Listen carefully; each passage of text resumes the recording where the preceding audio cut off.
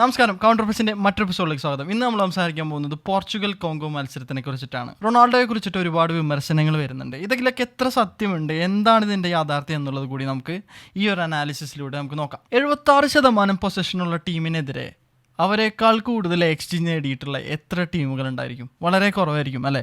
അങ്ങനെ ഒരു മത്സരമായിരുന്നു ഈ കഴിഞ്ഞത്. ഒരുപാട് പൊസിഷൻ ഉണ്ടായിട്ടും ഓപ്പോസിഷൻ ടീം തങ്ങളെക്കാൾ കൂടുതൽ ഗോൾ ചാൻസസ് ക്രിയേറ്റ് ചെയ്യുന്നു എന്ന് പറയുന്നത് ഒരു നല്ല കാര്യമല്ല. അതേ ഒരു അവസ്ഥയിലാണ് പോർച്ചുഗൽ ഇന്നലെ 1-1 എന്നുള്ള സ്കോർ ലൈനിൽ മത്സരം അവസാനിപ്പിച്ചത്. എന്തായിരുന്നു പോർച്ചുഗലിന്റെ സെറ്റപ്പ്? നമുക്ക് ഈ ഒരു പാസ് മാപ്പിലൊക്കെ അല്ലെങ്കിൽ ഇത് ആവറേജ് പൊസിഷൻസ് കാണിക്കുന്ന ഒരു മാപ്പാണ്.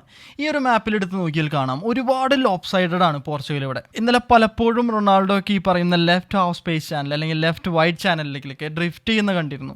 ഇത് എന്തിനായിരുന്നു ചെയ്തിരുന്നത് നമുക്ക് ഇവിടെ നോക്കാം. പൊതുവെ ടീമുകൾ ഇങ്ങനെ ചെയ്യുന്നത് ഒരു സൈഡിൽ ഓവർലോഡ്സ് ക്രിയേറ്റ് ചെയ്തിട്ട് അപ്പുറത്തെ സൈഡ്, അത് ഓപ്പോസിറ്റ് സൈഡിലേക്ക് സ്വിച്ചസ് നടത്തിയിട്ട് അവിടെ ഇൻഡിവിജ്വൽ സുപ്പീരിയോറിറ്റി യൂട്ടിലൈസ് ചെയ്യാൻ വേണ്ടിയിട്ടാണ്. പക്ഷേ പോർച്ചുഗലിനെ സംബന്ധിച്ചിട്ട് അങ്ങനെ ഒരു ഇൻഡിവിജ്വൽ സുപ്പീരിയോറിറ്റി റൈറ്റ് ഫാർ സൈഡിൽ ഉണ്ടായിരുന്നില്ല. കാരണം അവിടെ ബെർണാഡോ സിൽവ ആയിരുന്നു വിഡ്ത്ത് പ്രൊവൈഡ് ചെയ്തിരുന്നത്, അല്ലെങ്കിൽ ക്യാൻസൽ ആയിരുന്നു. രണ്ടുപേർക്കും ഇന്നലെ കാര്യമായിട്ടുള്ള രീതിക്ക് 1v1 ചെയ്യാൻ പറ്റിയിരുന്നില്ല. ഇനി ഇതിൻ്റെ ഉള്ളിൽ വരുന്നൊരു ചോദ്യമാണ്, എന്തുകൊണ്ടാണ് റൊണാൾഡോ ഈ വൈഡർ ചാനലിലേക്ക് ഡ്രിഫ്റ്റ് ചെയ്തിരുന്നുള്ളത്?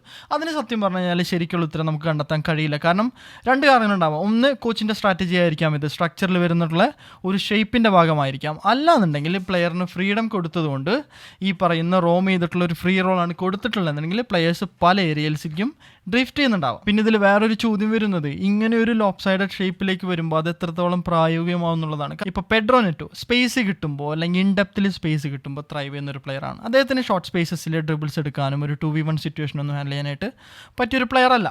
ചെയ്യാൻ പറ്റില്ല എന്നല്ല ഞാൻ പറയുന്നത്, പക്ഷേ അതിൽ എക്സൽ ചെയ്യുന്നൊരു പ്ലെയർ അല്ല. റൊണാൾഡോ ആകട്ടെ, നമുക്ക് യാഥാർത്ഥ്യം ആക്സെപ്റ്റ് ചെയ്യേണ്ടതുണ്ട്. റൊണാൾഡോനെ എത്രയൊക്കെ പറയുമ്പോഴും എത്രയൊക്കെ പാടിപ്പുഴത്തുമ്പോഴും അദ്ദേഹം, എനിക്ക് പേഴ്സണലി തോന്നിയിട്ടുള്ളത്, സെൻട്രൽ ചാനലിൽ ലോങ് ഷോട്ട്സ് എടുക്കാനോ അല്ലെങ്കിൽ ഇൻസൈഡ് ദ ബോക്സ് ഹെഡേഴ്സിന് വേണ്ടിയിട്ടോ ചെറിയ മൂവ്മെൻറ്റ്സിന് വേണ്ടിയിട്ടോ ഫിനിഷറായിട്ട് നമുക്ക് യൂസ് ചെയ്യാൻ പറ്റും ഒരു സാഹചര്യത്തിലാണ് ഇപ്പോൾ എന്നുള്ളതാണ്. അത് അദ്ദേഹത്തിൻ്റെ കുറവല്ല, അദ്ദേഹത്തിന് ഇപ്പോഴും ആ ഒരു പോസിറ്റീവ് സൈഡ് ഉണ്ടെന്ന് വിശ്വസിക്കുന്ന ഒരാളാണ് ഞാൻ. പക്ഷേ റൊണാൾഡോ ഈ ലെഫ്റ്റ് ഹാൻഡ് ചാനലിലേക്ക് വരുമ്പോൾ ഈ 2v1 സിറ്റുവേഷൻസും അല്ലെങ്കിൽ അവിടെ നിന്ന് 1v1 എക്സ്പ്ലോസീവ് ആയിട്ട് പ്ലേയേഴ്സിനെ ബീറ്റ് ചെയ്യുക എന്നുള്ളതും പ്രായോഗികമായിട്ട് നടക്കുന്ന ഒരു കാര്യമല്ല ഇപ്പോൾ. പണ്ടത്തെ റൊണാൾഡോയ്ക്ക് അത് പറ്റിയിരുന്നു. പക്ഷേ എന്നിരുന്നു വെച്ചിട്ട് ഗെയിമിനെ നമ്മൾ മോഡിഫൈ ചെയ്യേണ്ടതുണ്ട്. പ്രായമാവും തോറും നമ്മളുടെ കേപ്പബിലിറ്റീസും ആട്രിബ്യൂട്ട്സും അനുസരിച്ചിട്ട് നമുക്കതിൽ മാറ്റം വരുത്തണം. ഇനി റൊണാൾഡോ വെക്കേറ്റ് ചെയ്തിട്ട് പോകുന്ന സ്പേസ് മറ്റു പ്ലേയേഴ്സിന് യൂസ് ചെയ്യാനാണെന്നുള്ള ഉത്തരം കിട്ടുമെന്ന് വിചാരിക്കുക.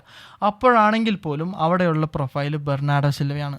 ഇൻഡെപ്ത് റണ്ണുകൾ നടത്താനോ അല്ലെങ്കിൽ ത്രൂ ബോൾസിന് വേണ്ടിയിട്ട് ഇൻ ബിഹൈൻഡ് റൺസ് നടത്തിയിട്ട് ഫിനിഷ് ചെയ്യാൻ പറ്റുന്ന ഒരു പ്ലെയർ അല്ല. കൂടുതലും ഡീപ്പിൽ നിന്നിട്ടോ അല്ലെങ്കിൽ മിഡ്ഫീൽഡ് ഏരിയയിലോ എക്സൽ ആവുന്ന ഒരു പ്രൊഫൈലാണ് ബെർണാഡോ. അപ്പോൾ മൊത്തത്തിൽ ഈ കാര്യങ്ങൾ നോക്കുമ്പോൾ ആരെ പഴിചാരണം, എന്തുകൊണ്ട് പോർച്ചുഗലിന് ഇങ്ങനൊരു അവസ്ഥ ഉണ്ടായി എന്നുള്ളത് എല്ലാവരുടെയും കൂടി ഒരു ഉത്തരവാദിത്തമായിട്ടാണ് എനിക്ക് തോന്നുന്നത്. ഇതിൻ്റെ അപ്പുറത്തേക്കും ഒരുപാട് കാര്യങ്ങളുണ്ട്. ഇപ്പോൾ ബ്രൂണോ ഫെർണാണ്ടസിൻ്റെ ഒക്കെ പാസ് മാപ്പ് എടുത്ത് നോക്കാം.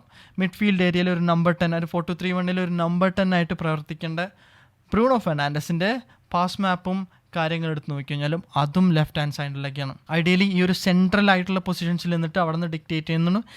ഈ കാണുന്നൊരു പാസ്സൊക്കെ ഉണ്ടോ, ഇതേപോലത്തെ പാസുകൾ കൊടുത്ത് ലൈൻ ബ്രേക്കിംഗ് പാസസ് കൊടുത്ത് അല്ലെങ്കിൽ മൂവുകൾ നടത്തേണ്ട ഒരു പ്ലെയറാണ് ബ്രൂണോ. ഈ പറയുന്ന കാര്യങ്ങളൊക്കെ അവർക്ക് എക്സിക്യൂട്ട് ചെയ്യാൻ പറ്റിയിരുന്നപ്പോൾ ഒരുപാട് ചാൻസസ് ഉണ്ടായിരുന്നു. ഈ പറയുന്ന പെഡ്രോ നെറ്റോ ഇൻഡെപ്തൊക്കെ പോയിട്ട് വന്നിട്ടുള്ള ചാൻസുകൾ ഉണ്ടായിരുന്നു. റൊണാൾഡോയ്ക്ക് ക്യാപിറ്റലൈസ് ചെയ്യാൻ പറ്റുന്ന ചാൻസുകൾ സെൻട്രൽ സോൺസിലുണ്ടായിരുന്നു. ക്യാൻസലോ ഓടുന്നിട്ട് റൈറ്റിൽ നിന്നിട്ട് ഈ പറയുന്ന 1v1 ഡ്രിബിൾ ചെയ്ത് പോകുമ്പോൾ ലൈൻസ് ബ്രേക്ക് ആവുന്നുണ്ടായിരുന്നു. പക്ഷേ ഇതൊന്നും ക്യാപിറ്റലൈസ് ചെയ്യാനായിട്ട് അല്ലെങ്കിൽ ഫൈനൽ തേർഡിലേക്ക് കൊണ്ടുവന്നിട്ട് അത് ക്യാപിറ്റലൈസ് ചെയ്യാനായിട്ട് പോർച്ചുഗലിന് സാധിച്ചില്ല. ഇതിൻ്റെ വേറൊരു എക്സാമ്പിളും കൂടിയാണ് ഈ ക്രോസസിൻ്റെ ചാർട്ട് എന്നുള്ളത്. ഇപ്പോൾ ഈ ക്യാൻസലോയുടെ കാര്യം ഞാൻ പറഞ്ഞു, റൈറ്റ് സൈഡിൽ വളരെ ഡീപ്പായിട്ട് വരുന്ന ഏരിയാസിൽ നിന്നിട്ട് ക്രോസസ് കൊടുക്കാനോ കട്ട് ബാക്സ് കൊടുക്കാനോ ആയിട്ട് പോർച്ചുഗലിന് സാധിച്ചിരുന്നില്ല. ഈ ഒരു ചാർട്ട് എടുത്ത് നോക്കിയാൽ കാണാം, ഒട്ടുമിക്ക ക്രോസസും ഈ ഒരു സോണിൽ നിന്നിട്ട്, ആ ഒരു സോണിൽ നിന്നുള്ള ക്രോസസ് മോശമാണെന്നല്ല ഞാൻ പറയുന്നത്, അതേ ഒരു സോണിൽ നിന്നുള്ള ക്രോസാണ് ഓപ്പോസിറ്റ് സൈഡിൽ നിന്നിട്ട് പോർച്ചുഗൽ സ്കോർ ചെയ്തത്.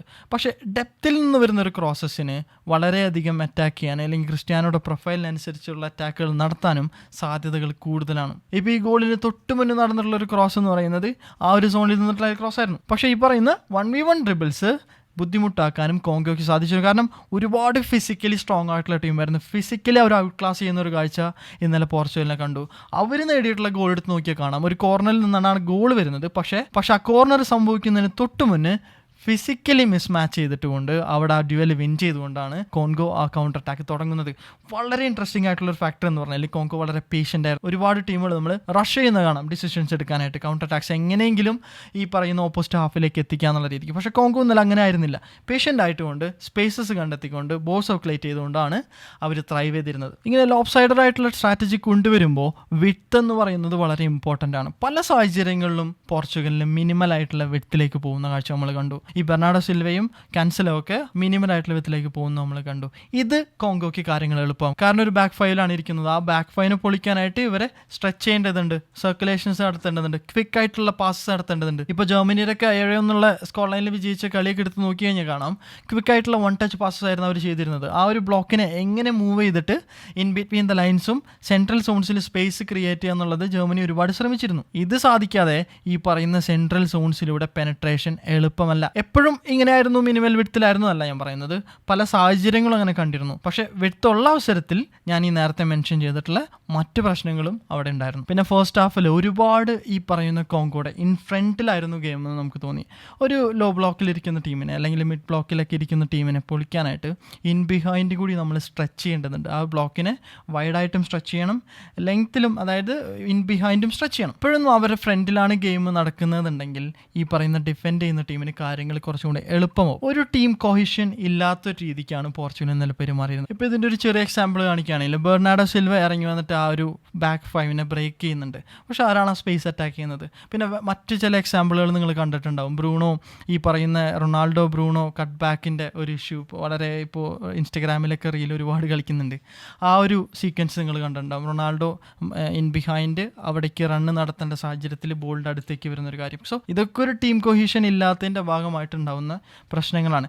ഇത് പോർച്ചുഗലിന് ഫിക്സ് ചെയ്യാൻ പറ്റിയ പ്രോബ്ലമാണ്. കാരണം ടൂർണമെൻറ്റിൻ്റെ ആദ്യത്തെ മാച്ചാണ്, ഇനിയും മാച്ചസ് വരാനുണ്ട്. സോ കാര്യങ്ങൾ ഇവിടെ നിന്ന് നല്ല രീതിക്ക് മുന്നോട്ട് പോകുള്ളൂ. ഇവിടെ നിന്ന് വേസ്റ്റ് ആവാനായിട്ട് ഇനി പോർച്ചുഗലിന് ഇല്ല എന്ന് വിശ്വസിക്കുന്നു ഞാൻ. അതോടൊപ്പം തന്നെ ഒരുപാട് പാസീവായിട്ട് തോന്നി ഫസ്റ്റ് ഗോൾ വീണതിന് ശേഷം.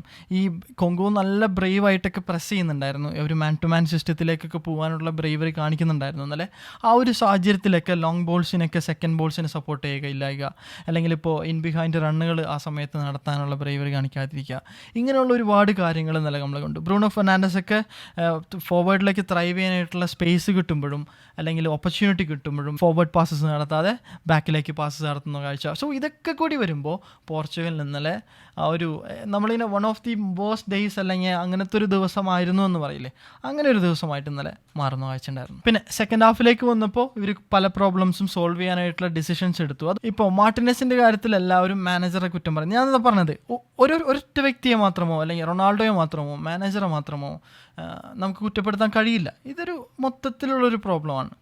കാരണം പറയാൻ ഇതിന് വേണ്ടിയിട്ടുള്ള സൊല്യൂഷൻസ്, ചില സൊല്യൂഷൻസ് എങ്കിലും പല തീരുമാനങ്ങളും വേറെയും കൂടി എടുക്കാമെന്നൊക്കെ തോന്നിയിട്ടുണ്ട്. എന്നാലും ഇപ്പോൾ ബെർണാഡോ സിൽവനെ മാറ്റുന്നു, കോൺസെൻസിയാവോനെ കൊണ്ടുവരുന്നു, ഈ പറയുന്ന ഡ്രിബിൾസിലും അല്ലെങ്കിൽ ഇൻ ബിഹൈൻഡ് റണ്ണുകളൊക്കെ നടത്താൻ പറ്റിയ കുറച്ചുകൂടെ എനർജറ്റിക് ആയിട്ടുള്ള പ്രൊഫൈലാണ്. സോ ആ ഒരു പ്രോബ്ലം ഐഡൻറ്റിഫൈ ചെയ്തിട്ട് സൊല്യൂഷൻസ് ട്രൈ ചെയ്യുന്നുണ്ടായിരുന്നു മാർട്ടിനസ്. ഇല്ല എന്നൊന്നും നമുക്കൊരിക്കലും അങ്ങനെ കണ്ണടച്ച് പറയാൻ തള്ളാനൊന്നും പറ്റില്ല. പക്ഷെ അതും വർക്കൗട്ടായില്ല. ഈ പറയുന്ന പോലെ സെക്കൻഡ് ഹാഫിലേക്ക് വന്നപ്പോൾ വെർട്ടിക്കാലിറ്റി പോർച്ചുഗൽ ഇൻക്ലൂഡ് ചെയ്യാൻ ശ്രമിച്ചെങ്കിലും ഭയങ്കര റഷ്ഡായിട്ട് തോന്നി. ആ ഒരു ബാക്ക് ലൈനിനെ അറ്റാക്ക് ചെയ്യുന്ന പ്ലേയേഴ്സിന് വെർട്ടിക്കൽ മൂവ്മെൻറ്റ്സ് ഇല്ലാത്ത പോലെ തോന്നി. ഇൻ ബിഹൈൻഡ് ബോളുകൾ ട്രൈ ചെയ്യുമ്പോൾ എല്ലാവരും ഇൻ ബിഹൈൻഡ് അറ്റാക്ക് ചെയ്യുന്നു. വെർട്ടിക്കൽ മൂവ്മെൻറ്റ്സ് വന്നാലാണ് ഇൻ ബിഹൈൻഡ് ബോൾസൊക്കെ വർക്കൗട്ട് ചെയ്യുക. കാരണം ആ ഒരു ബാക്ക് ഫൈനെ ബ്രേക്ക് ചെയ്യണം.